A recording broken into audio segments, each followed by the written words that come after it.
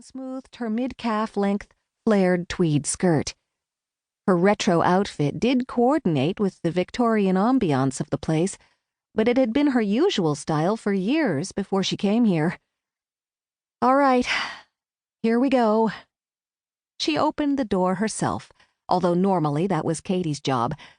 Emily was the official face of Windy Corner, and she wanted to be the first to greet her guests. A slight young man, everyone under 40 was young to Emily now, stood shivering on the porch, warming his hands under his armpits.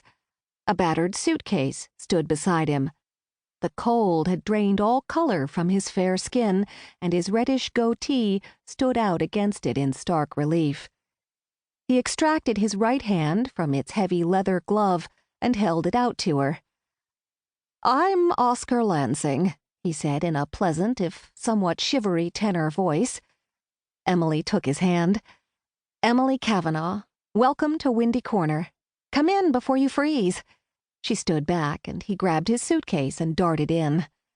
"You can leave your things here and come into the library. We've got a tremendous fire going in there." Aunt Beatrice had installed central heating, but Emily kept the thermostat low because she enjoyed having fires in all the fireplaces. "Thanks." He pulled off his hand-knitted hat and hung it on a peg of the hall tree, then smoothed his ruffled, longish, light brown hair in front of the mirror.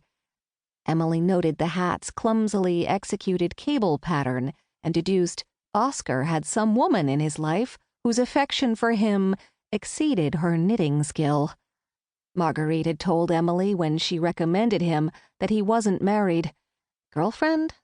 Sister? Mother? There was something endearing about the care with which Oscar removed the hat and hung it up. Whoever the knitter was, her affection was clearly returned. He added a coordinating hand-knitted scarf to the rack, then sat on the bench to remove his galoshes. Yes, actual old-fashioned galoshes, covering brown leather wingtips that looked far from new but were polished to a sheen. "I'll keep my coat on for now, if you don't mind." He smiled apologetically. Emily led Oscar to the library and took one of the wing chairs before the fire, waving him to the other one. "Did you have a good trip?"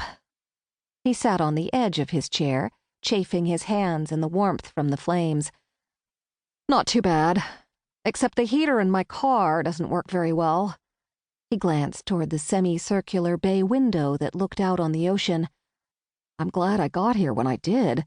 I don't like the look of that sky."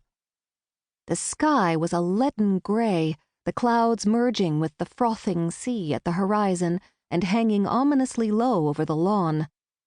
Me neither. They say it might actually snow. Winter storms were a near-weekly occurrence on the Oregon coast, but snow here at the beach was rare. However, the temperature had been dropping steadily all day and would surely be well below freezing tonight.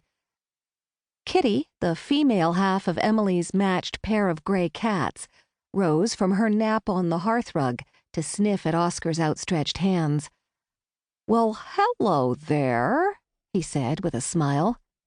He waited a moment for Kitty to get his scent, then moved his hand to scratch her head. "Aren't you a beauty?" She arched and purred under his hand, basking in the praise that was only her due. Her identical brother, Levin, came up to Oscar's left hand, looking for a piece of the action. However, Bustopher Jones, the aging, portly tuxedo cat Emily had inherited from her aunt along with the house, merely raised his head, blinked once in dismissal, and went back to sleep. Emily introduced the cats to Oscar. Bustopher Jones's name elicited an appreciative chuckle. At last, someone who got the reference to T.S. Eliot's old Possum's Book of Practical Cats. "I guess Bustopher doesn't like strangers," he said. "Only if they feed him. Actually, it's more that he's lazy. He must be at least 18 years old. He doesn't do much these days except eat and sleep." Oscar sat back in his chair, and Kitty leapt into his lap. Levin sulked for a nanosecond, then took possession of Emily's lap. Time to make some real conversation.